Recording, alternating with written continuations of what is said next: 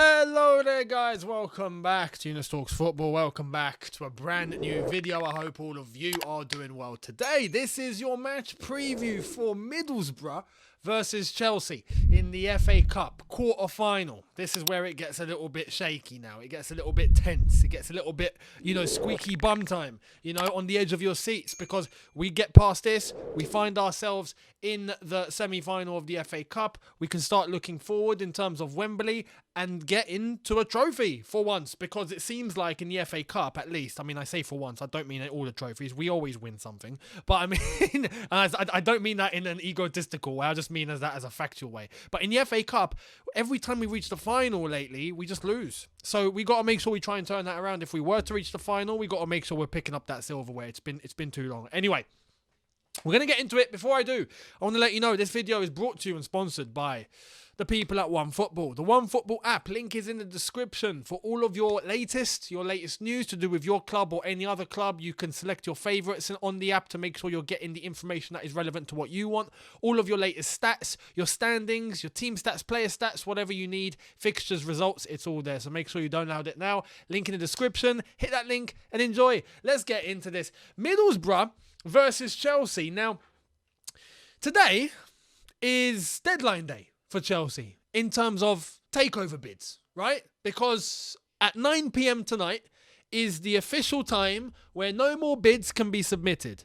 And what we know right now is that apparently, or at least according to TAKEOVER at Sky, and I know his information can always be a little 50-50, but apparently there are 6 serious bids on the table, right? And there might be more that we don't know about, who have kept their mouths shut, who are silent, who want to do this quietly, but we know of at least 6 who are definitely putting a bid in or have already put a bid in. Deadline is 9 p.m. tonight, so we don't know in terms of how it's all going to end. We'll have to wait and see. It's currently 7 p.m. So we've got 2 hours left until the deadline is over by the time of this recording.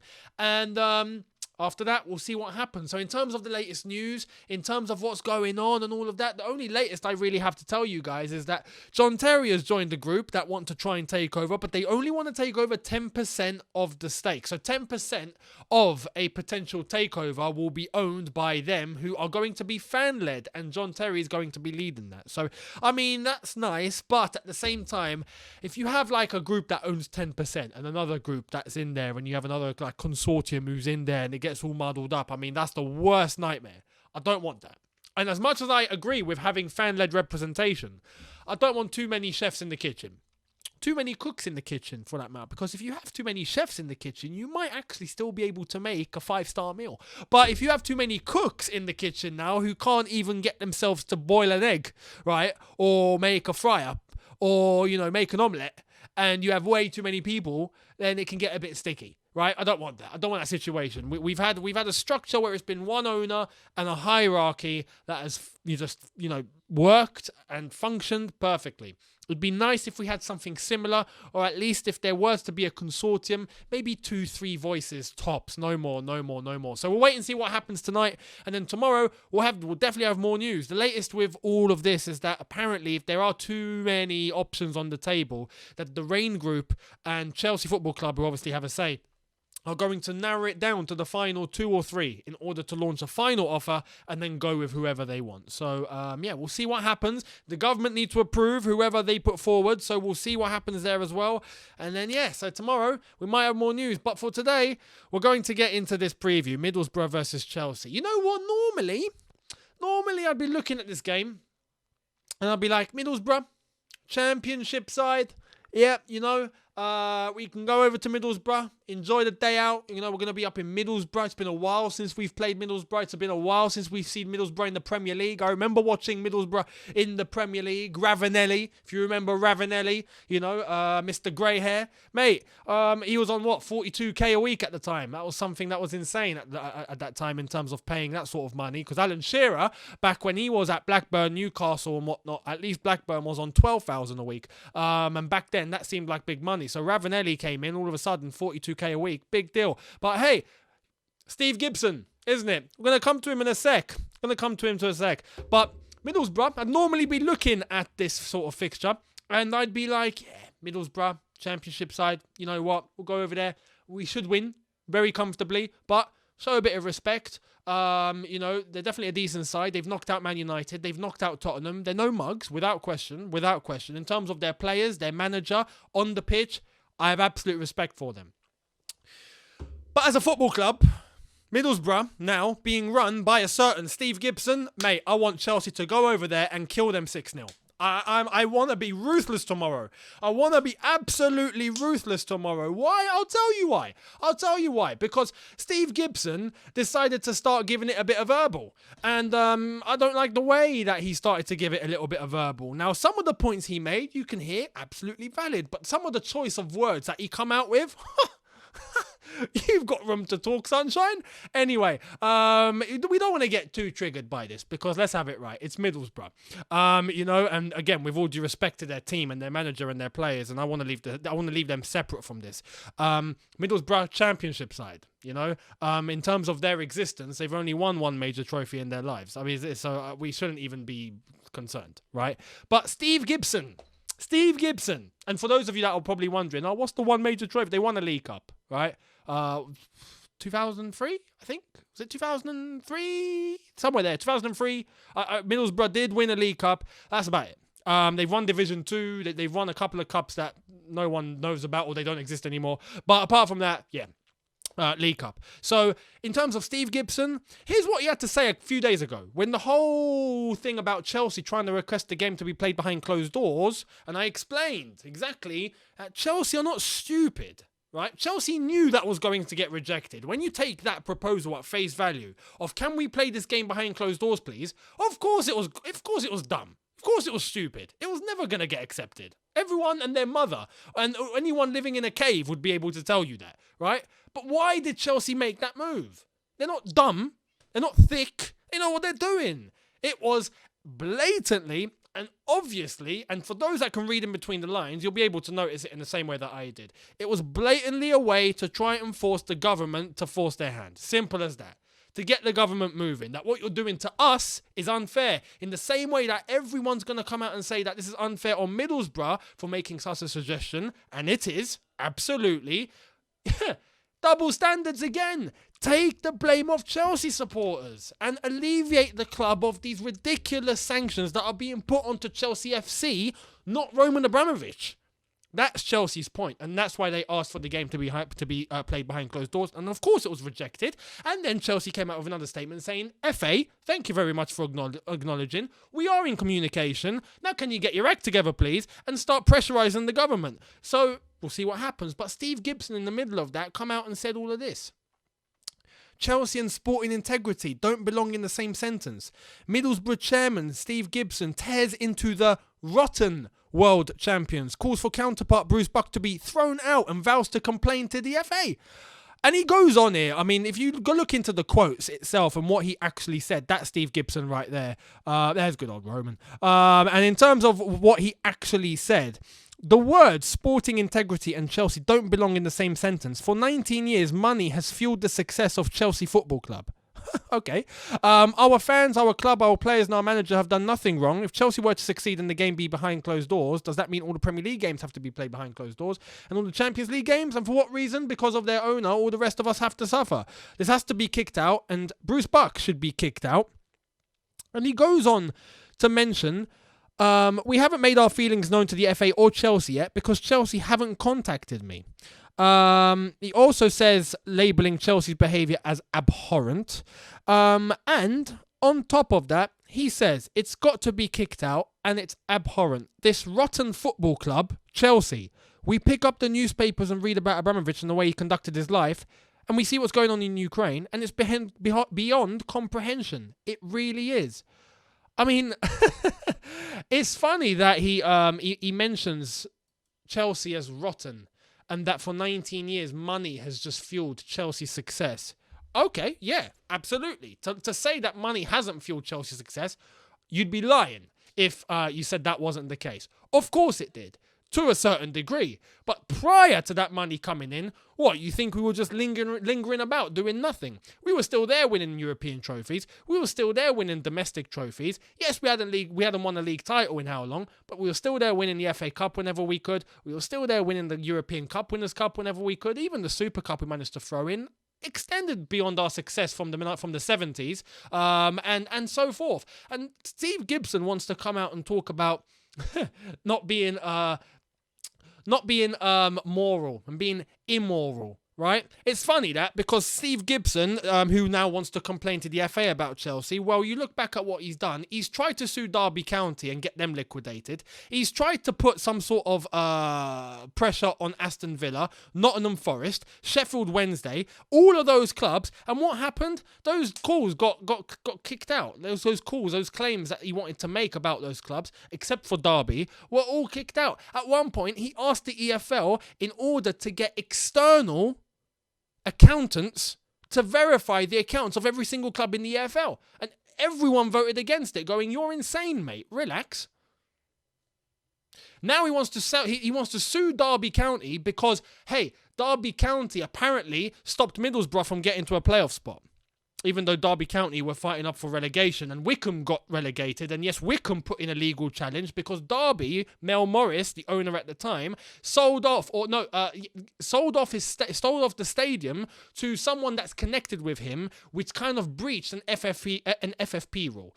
In that case, means that they'd stopped Middlesbrough from getting to the playoffs and stopped Wickham from surviving in the Championship. And this guy wants to come out and say things about sporting integrity and immorality. Okay, cool. No problem, mate. We'll see you tomorrow. We'll see you tomorrow, right? And we'll talk about sporting integrity after hopefully Chelsea have plummeted Middlesbrough into the abyss, right? And then we can start talking about sporting integrity then, right? We are taking a 10-hour coach up to Middlesbrough tomorrow because we can't get a plane, right? And I know for Middlesbrough that might sound, oh, you can't get a plane. Oh, relax. Okay, yeah, fair enough. Okay, cool. The lads are going to be coming up on a 10-hour journey, right? You ain't got any excuse not to try and beat us tomorrow. Simple as that. So we'll see what happens tomorrow. Steve Gibson, after the game, we can talk about sporting integrity. Hopefully we'll go on and win the FA Cup, or we'll find ourselves at Wembley, and you can keep shouting in your little corner about sporting integrity and immorality. So, yeah. And, looking forward to more of your legal challenges to all the other championship sides. I mean, you've got 4 checked off. You've still got another 19 to go. So, good luck with the rest. Unbelievable. Honestly. Anyway, this game, because of the way that it's all been fueled, I want to go over there and absolutely destroy them. So in terms of the starting 11, well, let's get right into that, because I was thinking about dropping players, playing some youth. No, not now, mate, not now. Let's go in. Let's check this out now. So, without question, I'd normally go Kepa in goal for this. Now, we're going Edouard Mendy. We're going Edouard Mendy. In terms of defenders, we know that Christensen is more than likely not going to feature tomorrow. Same goes for Reece James. Hudson-Odoi apparently still as a doubt. So those 3 are looking unlikely. So I think it's going to be Chalobah, Rudiger, Thiago Silva. Chalobah needs to stop with these mistakes. Too many now. Stop. Go back to type. Be the Trev that was killing it when he got introduced into the first team. You play like that, mate. You'll be fantastic. So tomorrow, I'm expecting a better performance from Trev. He is going to play because Christensen's looking like he's going to be out. As for Silva and Rudiger, I mean, normally you'd be looking to maybe play a Malang Sarr. Maybe try and fit something. No. We're going full team. Rudiger, Silva, mate, you're playing tomorrow at Middlesbrough. We move into the wing-backs. I think it's going to be wing-back formation, if I'm being real. Aspie and Alonso, even though, to be honest, we don't need to go with a back 5 if we're being real. We can go with a back 4, but just for consistency, I do think we'll go with wing-backs, and I do think we'll go with those wing-backs being instructed to go quite a way forward. So hopefully we see Aspie and Alonso bombing forward as much as they can in order to contribute to the attack. So those 2, I believe, are going to start. Jorginho's been killing it in terms of attacking and in terms of through balls and assists, 2 and 2. So Jorginho, for me, has to be playing alongside Kante. I'd normally go Kovacic, but look, tomorrow, it'd be nice for Jorginho to be able to do his thing. That way Middlesbrough do not have the ball. Yeah? Jorginho dictates, Jorginho moves, came alongside Kante. They are bossing the game. Middlesbrough, no time on the ball. You don't get the ball tomorrow, right? It's ours. 100% possession. It's not going to happen, obviously. Middlesbrough will have time on the ball. But to try and limit that as much as possible, quick passing, a tempo and a speed that Middlesbrough can't keep up with. Jorginho's the man to get that done, hopefully, alongside N'Golo Kante. In terms of the front 3, I think it's logical that Pulisic gets rested for this. Why? Normally I'd say no, but why? Pulisic's been on very good form. However, this international break that's coming up immediately after this fixture or round of fixtures this weekend, it's international breaks, it's World Cup qualifying. And it's not just World Cup qualifying, it's the World Cup qualifying. This international break, we will get to find out who will be going to the World Cup. The United States are still fighting for that. Pulisic is going to be frontline. So don't play him tomorrow, because I'm scared that if he plays tomorrow, goes off to the States, plays all those games at a high tempo to try and get the United States qualified to the World Cup, has an injury because he's played way too much football. I don't want that. He doesn't need to play tomorrow. So tomorrow, I wouldn't play Pulisic. I would go, in that case, Mason Mount on the left-hand side. I would go Ziyech. He hasn't played really much, so Ziyech on the right-hand side. Do your thing. Do your thing. Twist up Middlesbrough's defence in a way that United and Tottenham couldn't, right? Yeah, United and Tottenham. I mean, Tottenham are Tottenham, right? We can talk about Tottenham. They are what they are, right? They go up and down like a yo-yo. I mean, it's crazy. With United, I mean, Chelsea in all this trouble and turmoil are functioning better than a fully functioning Man United right now as it stands. So look, Ziyech against Middlesbrough, because they beat those two teams, it shouldn't be a basis of, oh no, they're going to pose a threat to us. They might do. You never know. It's the FA Cup, but realistically, we should have too much. Ziyech needs to go out there, do his thing, have fun, and twist them to pieces. Now, man up top.